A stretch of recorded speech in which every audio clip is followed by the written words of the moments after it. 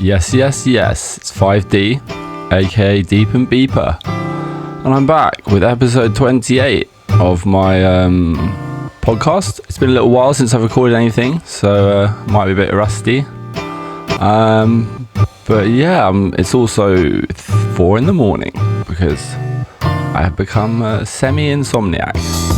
But I am gonna just still keep bringing to you podcasts about music that I love and labels that I love and genres that I love and the occasional other thing.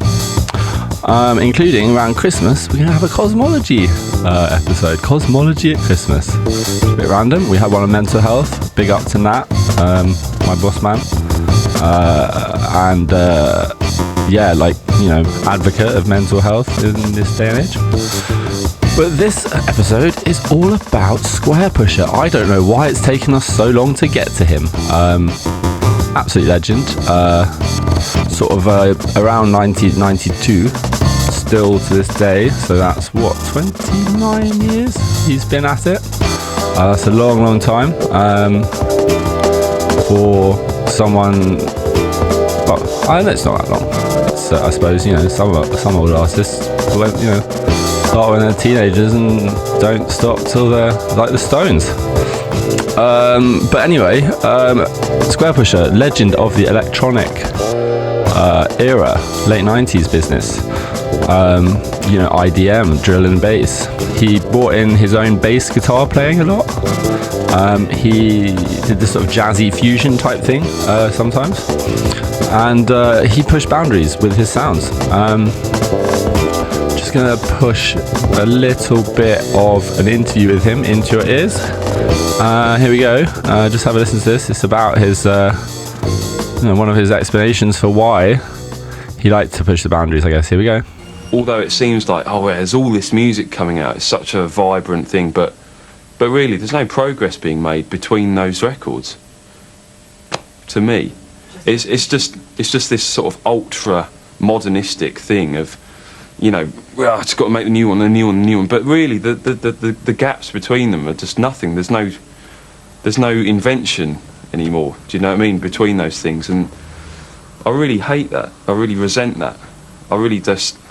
A lot of my kind of contemporary people are just not interested, because I'm trying to make things which relate to the past so it can relate to the future as well. I don't want to be forgotten about in 10 years' time.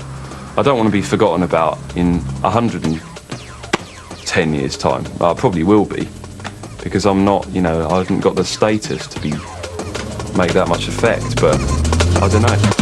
You got the status in my heart, SQUAREPUSHER. Yeah, so that was him just explaining. Yeah, I don't think he will be forgotten. Maybe, I don't know, who knows eventually, obviously, but he is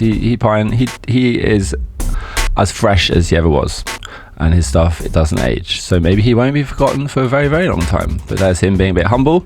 Anyway, I'm going to move swiftly into the first track I'm going to play, which is The Exploding Psychology. Obviously, being from Warp, he has cool names, crazy names for his tracks.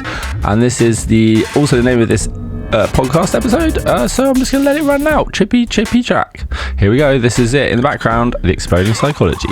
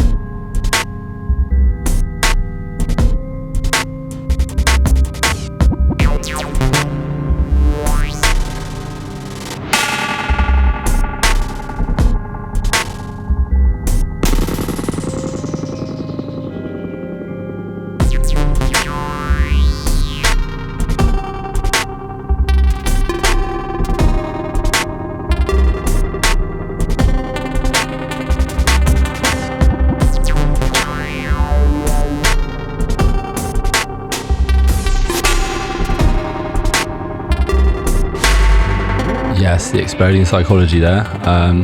Interesting. More than interesting, it gets you, that track. Sort of, it's got that mad drum and bass, experimental drum and bassness, and then it sort of will drop back to the chill, won't it? He's another master of that juxtaposition, if I can say such a intellectual word, of sound. As in, there'll be chilledness, ambience, and then there'll be hecticity, which isn't a word, I believe. Anyways, he also has the title for having one of my favourite music videos ever in existence, called Come On My Selector. It's a track as well, obviously. I implore you to go to the YouTube, type in SQUAREPUSHER, Come On My Selector, and watch this video. Chris Cunningham, who did a lot of music videos around that time, and art projects, and even a bit of film, is also basically one of my favourite directors ever. I used to watch all his music videos, and he actually is one of the people who made me want to do that sort of stuff. But yeah, the video, I'm not going to spoil it. It's just brilliant. Yeah, I'm not. I could tell you about it right now, but I'd just go watch and enjoy. So moving swiftly on, yeah, we'll just let that play now. The title track from the video, Come On My Selector. Here it is now. Running.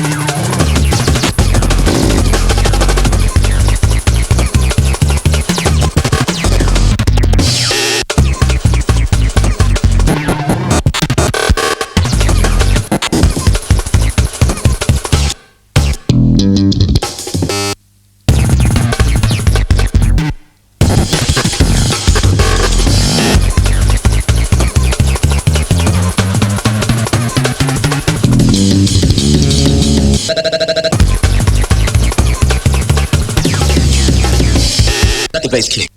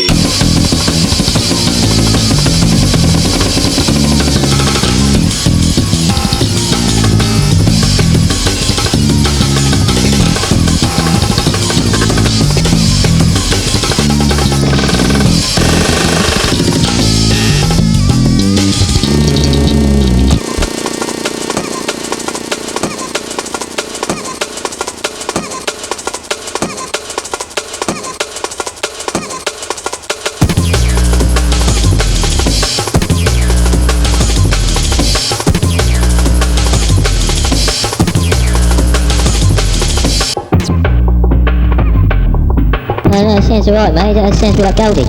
No, sounds alright, mate. That sounds a bit like Goldie. Oh no, sounds alright, mate. Sounds a bit like Goldie. I love that little sample at the end. Cracks me up. I mean, if you really think about it, it doesn't really sound like Goldie. No disrespect to Goldie, absolute legend.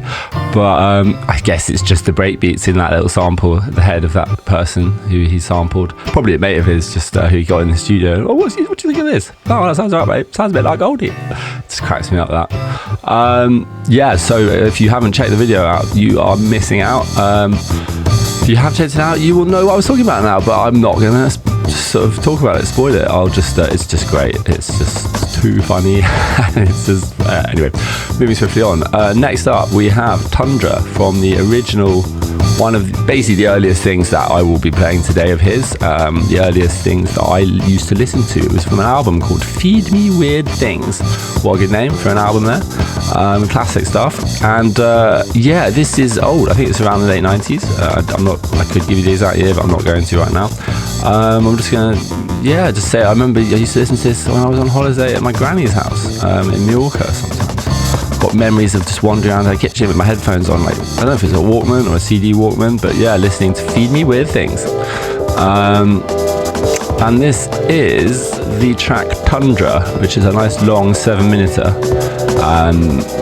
This one, it's about the melody for me. It's deep, it's floaty, and it's very Square Pusher and very good. IMHO. So here we go, Tundra. Running now.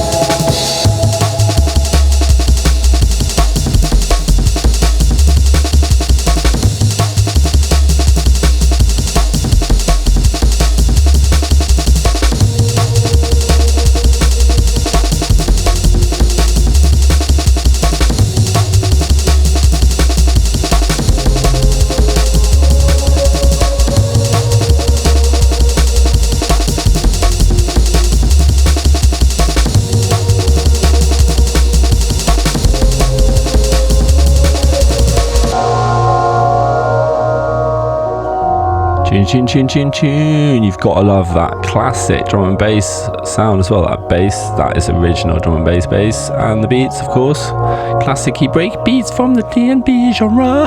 Nice. I looked it up. It was 1996 that came out. Pushing the Envelope back then.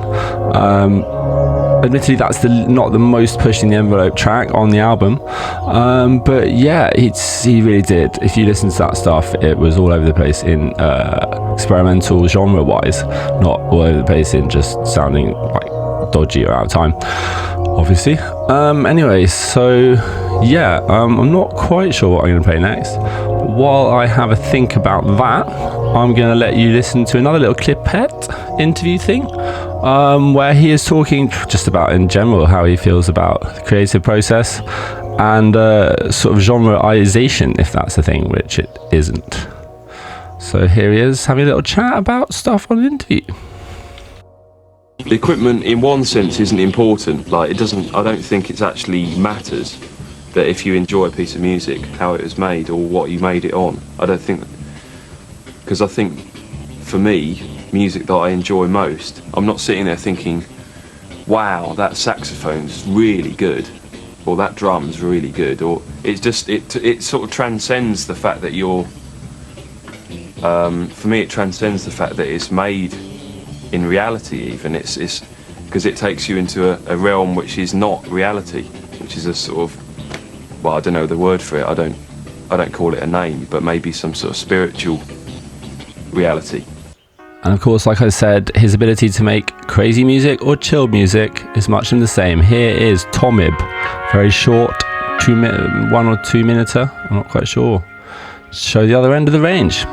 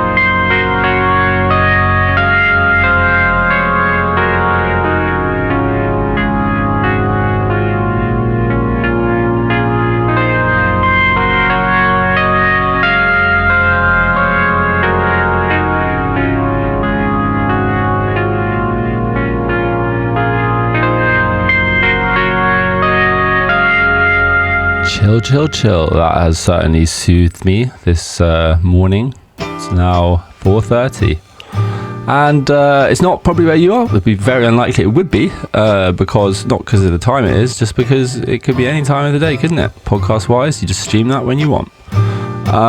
So that was Tomib, a little short one, a bit of chill melody there, and now we're going to move on to Do You Know SQUAREPUSHER? This is a more later one. I mean, it's still like not really recent, but it's I think it's let me look actually quickly rather than just guess. 2002. So wow, it's actually still really old. It when it, compared to the old ones, it seemed new when it came out in 2002, but now it's of course very old.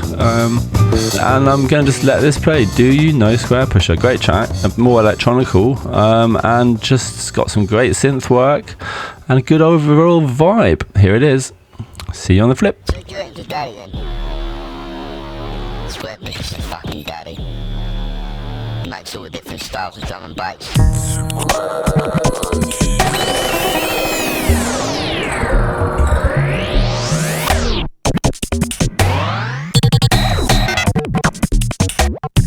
SQUAREPUSHER.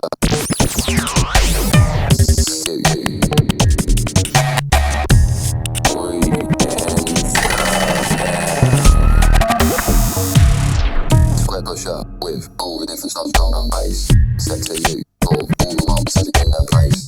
We enter down bottom segment of the DSP, and to you they're gonna fuck you down on my FFT. SQUAREPUSHER with all the different styles of drum and bass. Set to you for all the marks in their place.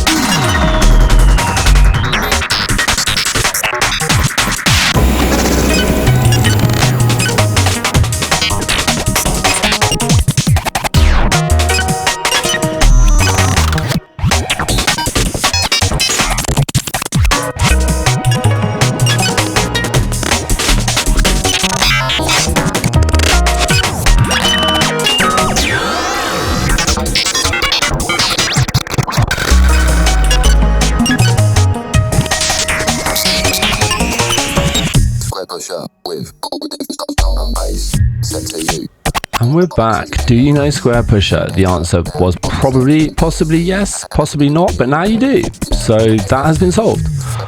Next up is a track called North Circular, which is also from the old Feed Me Weird Things album. Little factoid, I found out the other day, and I didn't know this, that, yeah, there's a little photo on the front of the Feed Me Weird Things album, like cover art. And I never really thought about it, but I'd just been like, oh, you know, just like that's a sort of weird little bit of cover art. But I found out the other day, it turns out it's a photo of the DWP, which is the, benefits office in UK, and he'd, just before he made it big, he didn't know he was gonna, with Warp, he was just signing up for some benefits, I guess, needs must. So yeah, that's what he was doing, and he had a little photo of it on the album cover. Just found out the other day. It's a little interesting fact there. And this is North Circular. Love this tune from Feed Me Weird Things. Running now. Check it out.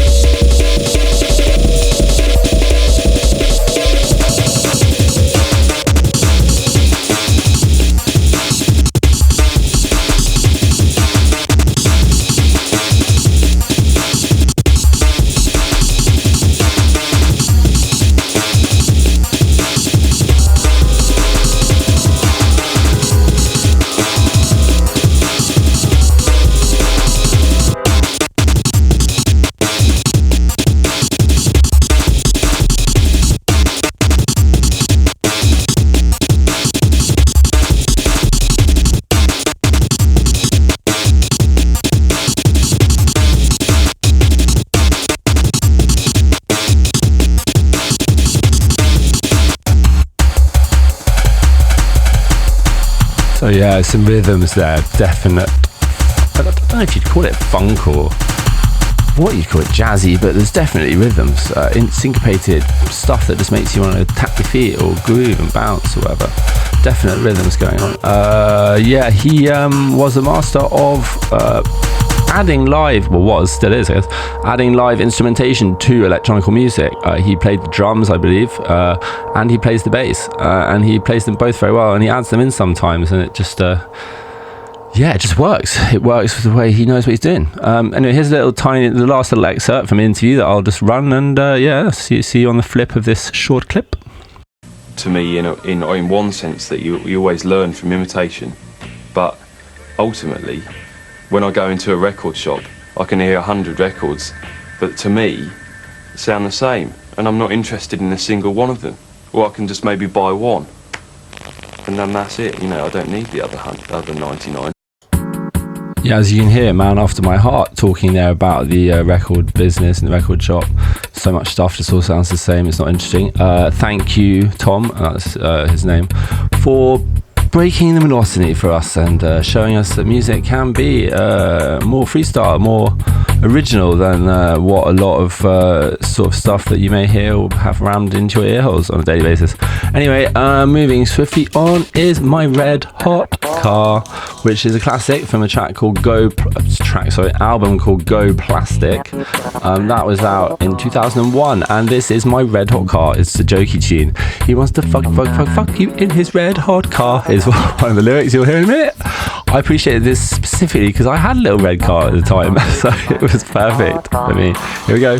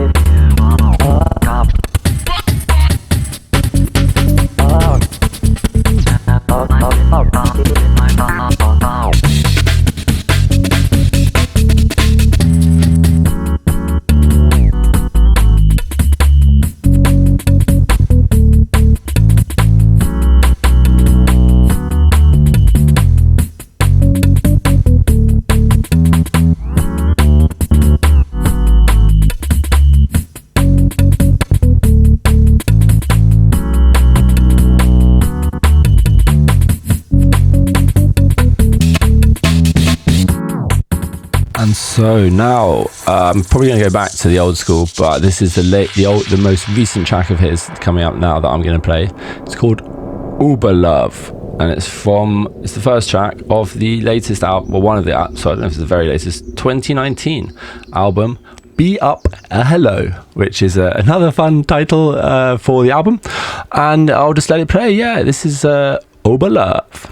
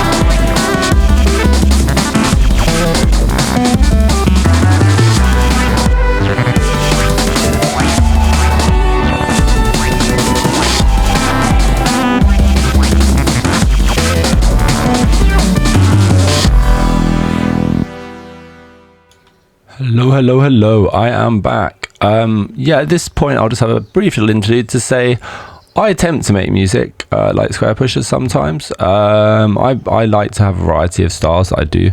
One of my little places in my heart is for this kind of IDM, as it is called, although no one really likes the name, or drill and bass sort of stuff. I do like to do that a bit, so if you're interested, check it out. That'll be deepandbeeper.co.uk. that's an N, not and. You can get links to all sorts of stuff that I've done if you're interested. So the next track I'm playing, it's coming in now, is Ultra Visitor. This one is categorized by very fast drums, not ridiculous. I've heard faster, in the craziness of what types of music are out there, but good fast. And my favorite part of it is the last 2 or 3 minutes. It drops out and it's just this organ harmonies and chords being played, and they're lush and they swell and they just play out in your head like some crazy chippy church music, which is always fun. So here we go. Ultra Visitor is the track.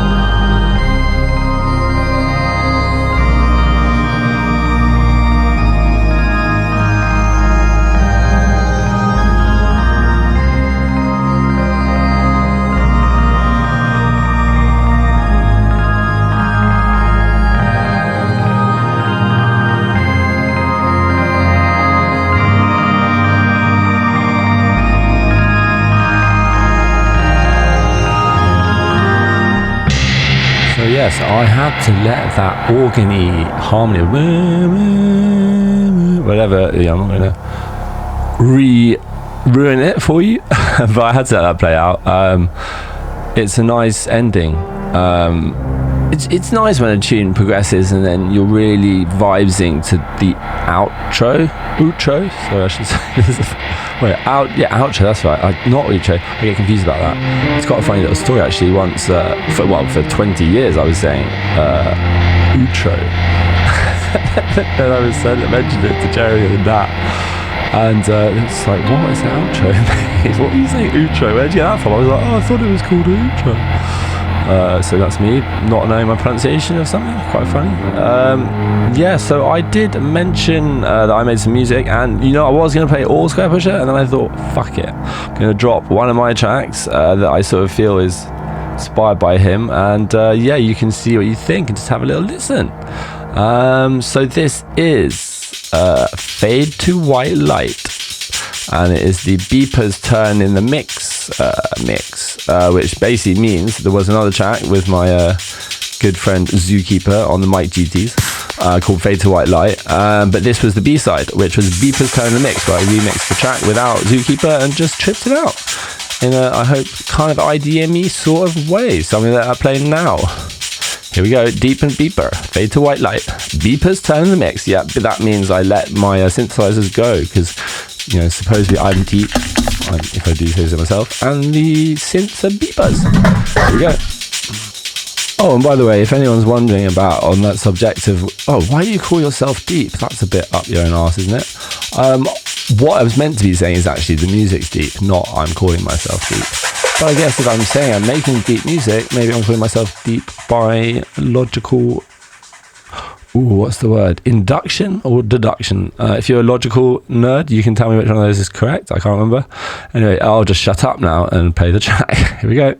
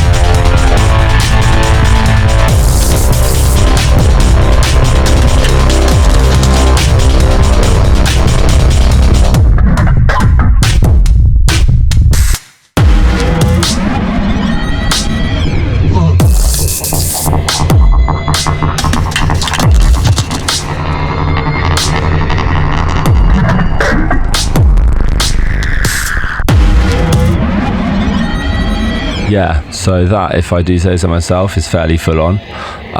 So I think we're going to move on to something chilled just to balance that out. That was my track there, Fade to White Light, but my beepers turn the mix. Moving on, we have SQUAREPUSHER, Iambic 5 Poetry. This is a beautiful chilled tune, characterized by this sort of xylophone type noise when it drops. Like, it's just the best noise. I have memories of my best friend, one of my best friends, especially best friend at the time, Tom Pirate Verica, my cousin, big ups if you're listening. Yeah, we used to listen to this together, and he'd always just vibes when the xylophone bit dropped and just be on the air xylophone. He was just like, oh, it's so beautiful. And he was right. It's lovely. It washes, I don't know how I've said washes over you already, this podcast, so I'll just let it play now. Iambic 5 Poetry, chill business by the SQUAREPUSHER. Here we go.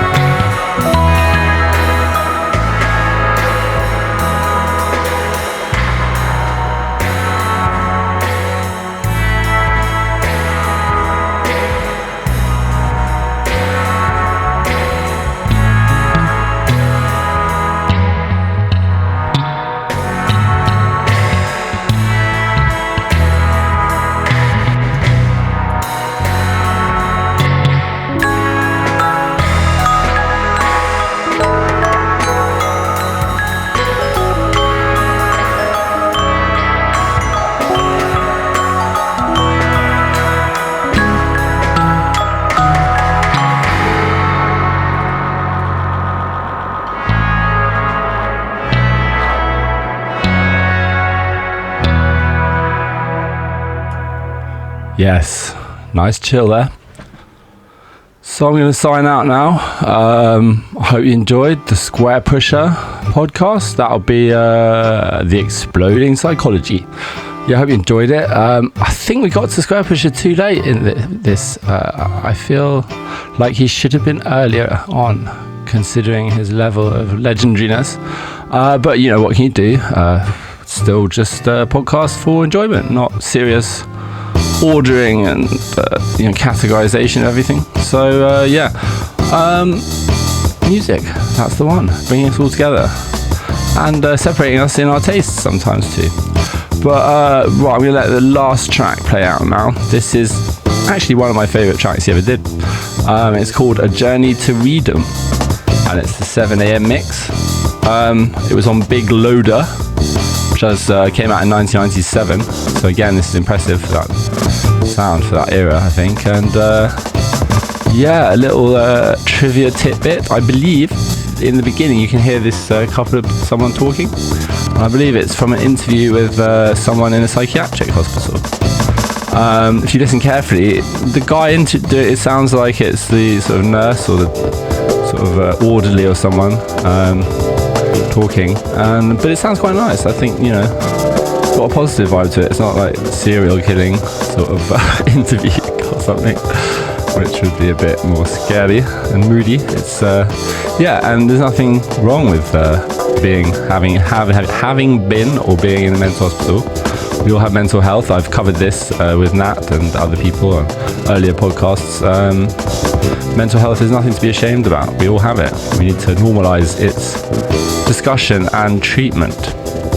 So that's that little bit there I said, and here's the track. So good. A Journey to Freedom, the 7am mix, and I'll see you at the next podcast. Bye.